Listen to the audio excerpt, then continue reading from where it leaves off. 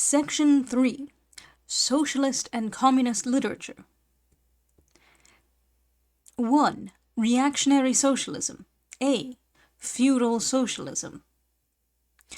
Owing to their historical position, it became the vocation of the aristocracies of France and England to write pamphlets against modern bourgeois society. In the French Revolution of July 1830 and in the English Reform agitation, these aristocracies again succumbed to the hateful upstart. Thenceforth, a serious political contest was altogether out of question. A literary battle alone remained possible. But even in the domain of literature, the old cries of the Restoration period had become impossible. In order to arouse sympathy, the aristocracy were obliged to lose sight, apparently, of their own interests and to formulate their indictment against the bourgeoisie in the interest of the exploited working class alone. Thus the aristocracy took their revenge by singing lampoons on their new master, and whispering in his ears sinister prophecies of coming catastrophe. In this way arose feudal socialism, half lamentation, half lampoon, half echo of the past, half menace of the future, at times by its bitter, witty, and incisive criticism, striking the bourgeoisie to the very heart's core, but always ludicrous in its effects. Through total incapacity to comprehend the march of modern history. The aristocracy, in order to rally the people to them, waved the proletarian alms-bag in front for a banner. But the people, so often as it joined them, saw on their hindquarters the old feudal coats of arms and deserted with loud and irreverent laughter. One section of the French Legitimists and Young England exhibited this spectacle. In pointing out that their mode of exploitation was different from that of the bourgeoisie, the feudalists forget that they exploited under circumstances and conditions that were quite different and that are now antiquated. In showing that under their rule the modern proletariat never existed, they forget that the modern bourgeoisie is the necessary offspring of their own form of society. For the rest, so little do they conceal the reactionary character of their criticism, that their chief accusation against the bourgeoisie amounts to this, that under the bourgeois regime a class is being developed, which is destined to cut up root and branch the old order of society. What they upbraid the bourgeoisie with is not so much that it creates a proletariat, as that it creates a revolutionary proletariat. In political practice, therefore, they join in all coercive measures against the working class, and in ordinary life, despite their highfalutin phrases, they stoop to pick up the golden apples dropped from the tree of industry, and to barter truth, love, and honor for traffic in wool, beetroot sugar, and potato spirit. As the parson has ever gone hand in hand with the landlord, so has clerical socialism with feudal socialism. Nothing is easier than to give Christian asceticism a socialist tinge. Has not Christianity declaimed against private property, against marriages, against the state? Has it not preached in the place of these charity and poverty, celibacy and mortification of the flesh, monastic life and mother church? Christian socialism is but the holy water with which the priest consecrates the heart-burnings of the aristocrat.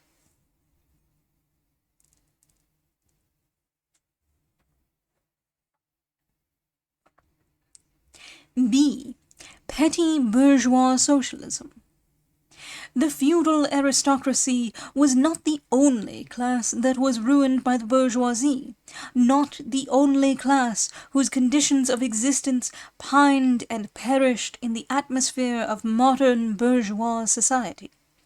The medieval burgesses and the small peasant proprietors were the precursors of the modern bourgeoisie. In those countries which are but little developed, industrially and commercially, these two classes still vegetate side by side with the rising bourgeoisie. In countries where modern civilization has become fully developed, a new class of petty bourgeois has been formed, fluctuating between proletariat and bourgeoisie, and ever renewing itself as a supplementary part of bourgeois society. The individual members of this class, however, are being constantly hurled down into the proletariat by the action of competition, and as modern industry develops, they even see the moment approaching when they will completely disappear as an independent section of modern society, to be replaced in manufactures, agriculture, and commerce by overlookers, bailiffs, and shopmen.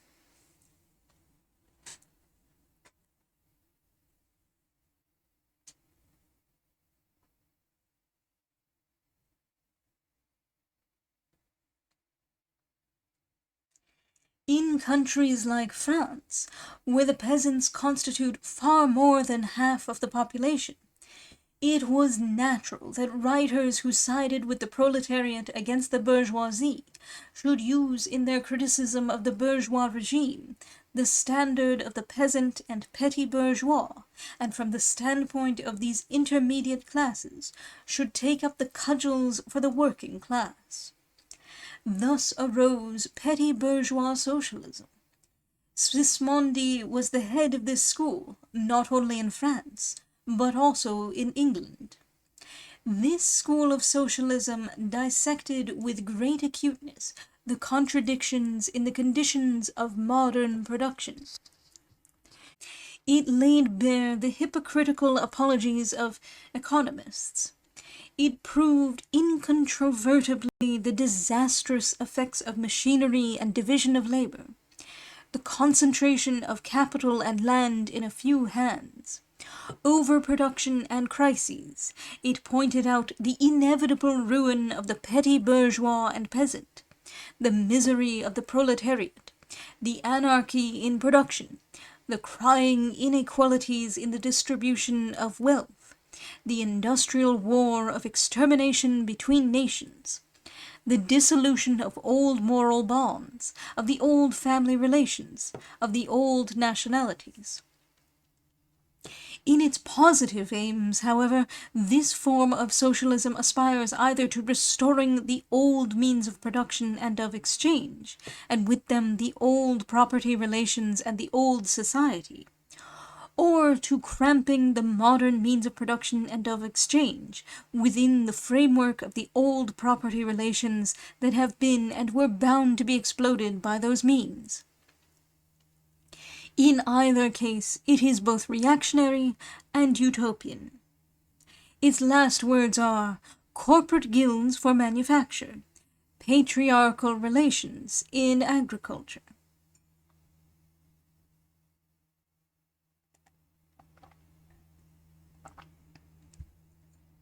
Ultimately, when stubborn historical facts had dispersed all intoxicating effects of self-deception, this form of socialism ended in a miserable fit of the blues. C. German or true socialism. The socialist and communist literature of France, a literature that originated under the pressure of a bourgeoisie in power, and that was the expression of the struggle against this power, was introduced into Germany at a time when the bourgeoisie in that country had just begun its contest with feudal absolutism. German philosophers, would-be philosophers, and beaux esprits eagerly seized on this literature, only forgetting that when these writings immigrated from France into Germany, French social conditions had not immigrated along with them. in contact with German social conditions. This French literature lost all its immediate practical significance and assumed a purely literary aspect. Thus, to the German philosophers of the 18th century, the demands of the First French Revolution were nothing more than the demands of practical reason in general, and the utterances of the will of the revolutionary French bourgeoisie signified in their eyes the laws of pure will, of will as it was bound to be, of true human will generally. The work of the German literati consisted solely in bringing the new French ideas into harmony with their ancient philosophical conscience, or rather in annexing the French ideas without deserting their own philosophic point of view. This annexation took place in the same way in which a foreign language is appropriated, namely by translation. It is well known how the monks wrote silly lives of Catholic saints over the manuscripts on which the classical works of ancient heathendom had been written. The German literati reversed this process with the profane French literature. They wrote their philosophical nonsense beneath the French original. For instance, beneath the French criticism of the economic functions of money, they wrote alienation of humanity, and beneath the French criticism of the bourgeois state, they wrote dethronement of the category of the general, and so forth. The introduction of these philosophical phrases at the back of the French historical criticisms they dubbed philosophy of action, true socialism, German science of socialism, philosophical foundation of socialism, and so on. The French socialist and communist literature was thus completely emasculated. And, since it ceased in the hands of the German to express the struggle of one class with the other, he felt conscious of having overcome French one-sidedness, and of representing not true requirements, but the requirements of truth, not the interests of the proletariat, but the interests of human nature, of man in general, who belongs to no class, has no reality, and exists only in the misty realm of philosophical fantasy. This German socialism, which took its schoolboy task so seriously and solemnly, and extolled its poor stock in trade in such mountebank fashion, meanwhile gradually lost its pedantic innocence. The fight of the German, and especially of the Prussian bourgeoisie, against feudal aristocracy and absolute monarchy, in other words, the liberal movement, became more earnest.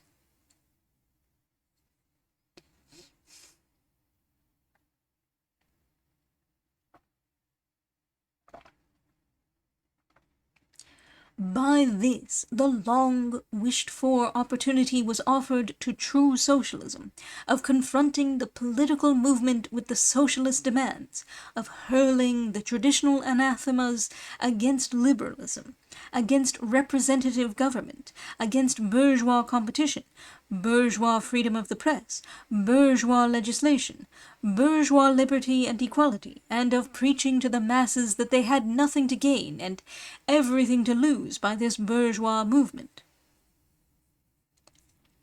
German socialism forgot, in the nick of time, that the French criticism, whose silly echo it was, presupposed the existence of modern bourgeois society, with its corresponding economic conditions of existence, and the political constitution adapted thereto, the very things whose attainment was the object of the pending struggle in Germany.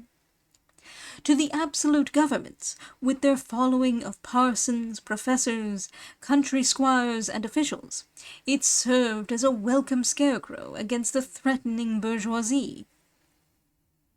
It was a sweet finish after the bitter pills of floggings and bullets with which these same governments, just at that time, dosed the German working-class risings.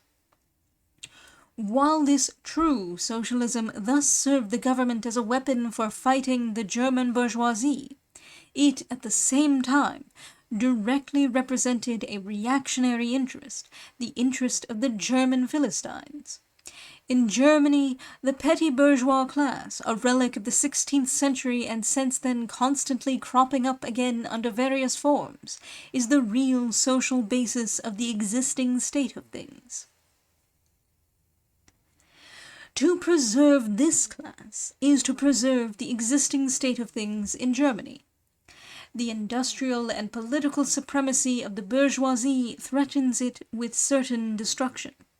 On the one hand, from the concentration of capital, on the other, from the rise of a revolutionary proletariat. True socialism appeared to kill these two birds with one stone. It spread like an epidemic. The robe of speculative cobwebs, embroidered with flowers of rhetoric, steeped in the dew of sickly sentiment, this transcendental robe in which the German socialists wrapped their sorry, eternal truths, all skin and bone, served to wonderfully increase the sale of their goods amongst such a public. And on its part, German socialism recognized more and more its own calling as the bombastic representative of the petty bourgeois Philistine. It proclaimed the German nation to be the model nation, and the German petty Philistine to be the typical man. To every villainous meanness of this model man it gave a hidden, higher, socialistic interpretation, the exact contrary of its real character. It went to the extreme length of directly opposing the brutally destructive tendency of communism, and of proclaiming its supreme and impartial contempt of all class struggles. With very few exceptions, all the so-called socialist and communist publications that now, 1847, circulate in Germany belong to the domain of this foul and enervating literature. 2. Conservative or bourgeois socialism. A part of the bourgeoisie is desirous of redressing social grievances in order to secure the continued existence of bourgeois society. To this section belong economists, philanthropists, humanitarians, improvers of the condition of the working class, organizers of charity, members of societies for the prevention of cruelty to animals, temperance fanatics, hole and corner reformers of every imaginable kind. This form of socialism has, moreover, been worked out into complete systems. We may cite Proudhon's Philosophie de la Misère as an example of this form. The socialistic bourgeois want all the advantages of modern social conditions, without the struggles and dangers necessarily resulting therefrom. They desire the existing state of society, minus its revolutionary and disintegrating elements. They wish for a bourgeoisie without a proletariat. The bourgeoisie naturally conceives the world in which it is supreme to be the best. And bourgeois socialism develops this comfortable conception into various more or less complete systems. In requiring the proletariat to carry out such a system, and thereby to march straightway into the social New Jerusalem, it but requires in reality that the proletariat should remain within the bounds of existing society, but should cast away all its hateful ideas concerning the bourgeoisie. A second and more practical, but less systematic form of this socialism sought to depreciate every revolutionary movement in the eyes of the working class, by showing that no mere political reform, but a change in the material conditions of existence in economical relations, could be of any advantage to them. By changes in the material conditions of existence, this form of socialism, however, by no means understands abolition of the bourgeois relations of production, an abolition that can be effected only by a revolution, but administrative reforms based on the continued existence of these relations. Reforms, therefore, that in no respect affect the relations between capital and labor, but at the best lessen the cost and simplify the administrative work of bourgeois government. Bourgeois socialism attains adequate expression when and only when it becomes a mere figure of speech. Free trade for the benefit of the working class, protective duties for the benefit of the working class, prison reform for the benefit of the working class. This is the last word and the only seriously meant word of bourgeois socialism. It is summed up in the phrase, "The bourgeois is a bourgeois," for the benefit of the working class. 3. Critical utopian socialism and communism. We do not here refer to that literature which in every great modern revolution has always given voice to the demands of the proletariat, such as the writings of Babeuf and others. The first direct attempts of the proletariat to attain its own ends, made in times of universal excitement, when feudal society was being overthrown, these attempts necessarily failed, owing to the then undeveloped state of the proletariat, as well as to the absence of the economic conditions for its emancipation, conditions that had yet to be produced, and could be produced by the impending bourgeois epoch alone. The revolutionary literature that accompanied these first movements of the proletariat had necessarily a reactionary character. It inculcated universal asceticism and social leveling in its crudest form. The socialist and communist systems properly so called, those of Saint-Simon, Fourier, Owen, and others, spring into existence in the early undeveloped period, described above, of the struggle between proletariat and bourgeoisie. See Section 1, Bourgeoisie and Proletariat. The founders of these systems see, indeed, the class antagonisms as well as the action of the decomposing elements in the prevailing form of society.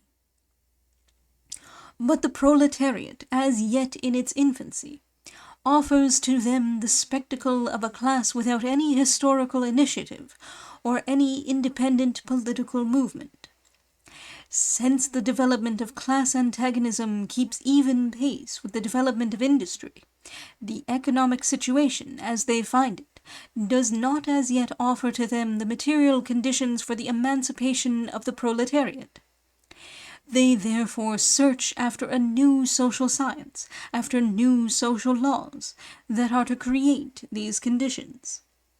Historical action is to yield to their personal inventive action historically created conditions of emancipation to fantastic ones, and the gradual, spontaneous class organization of the proletariat to an organization of society specially contrived by these inventors.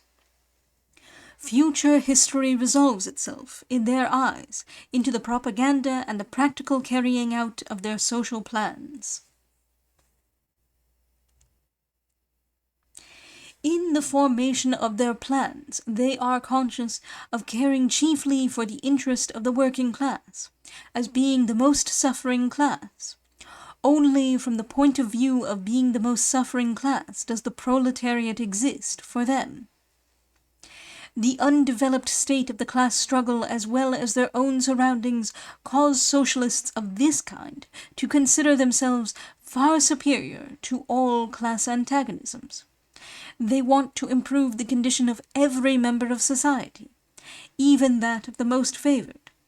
Hence they habitually appeal to society at large without distinction of class, nay, by preference, to the ruling class. For how can people, when once they understand their system, fail to see in it the best possible plan of the best possible state of society? Hence they reject all political and especially all revolutionary action. They wish to attain their ends by peaceful means, and endeavor by small experiments, necessarily doomed to failure, and by the force of example, to pave the way for the new social gospel. Such fantastic pictures of future society, painted at a time when the proletariat is still in a very undeveloped state and has but a fantastic conception of its own position, correspond with the first instinctive yearnings of that class for a general reconstruction of society.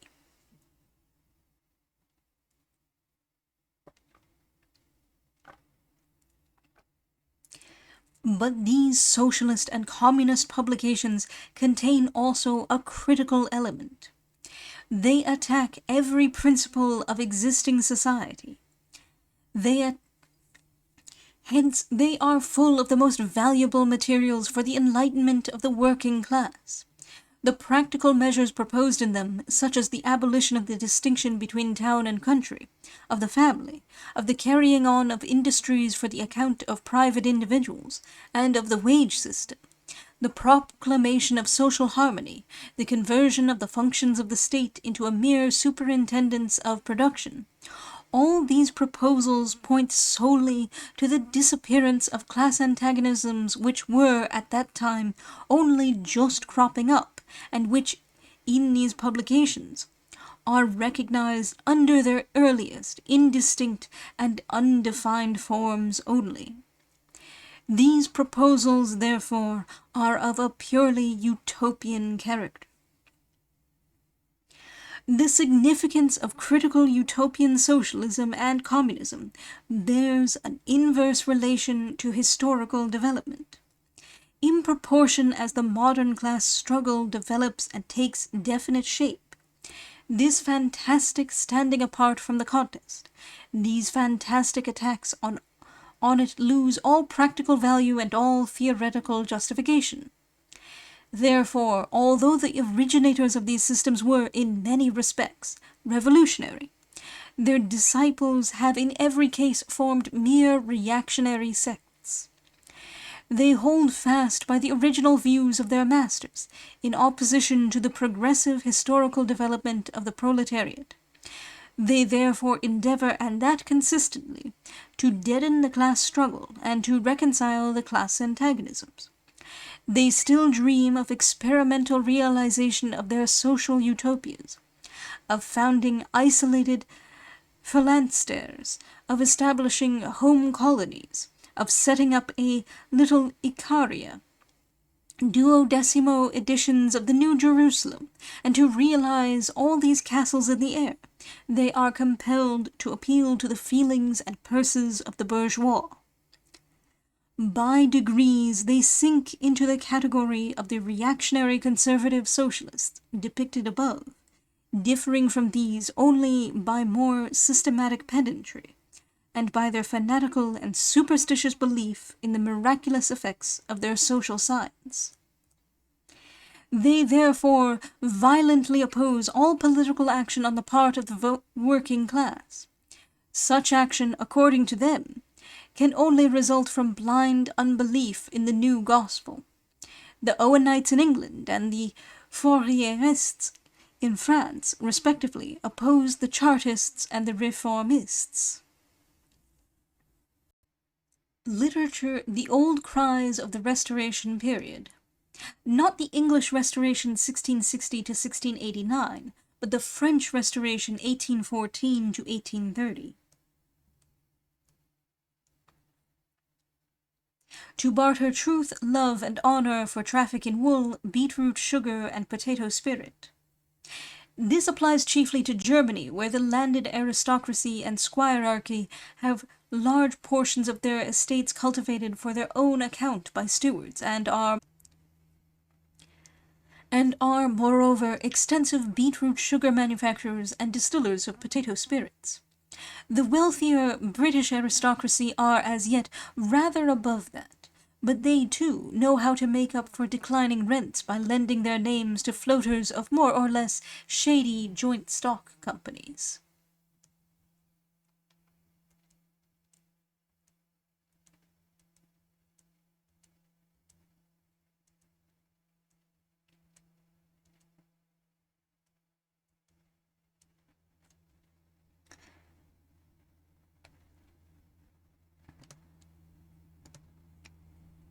of founding isolated phalansteres, of establishing home colonies, of setting up a little Icaria. Phalansteres were socialist colonies on the plan of Charles Fourier. Icaria was the name given by Cabet to his utopia and later on to his American communist colony.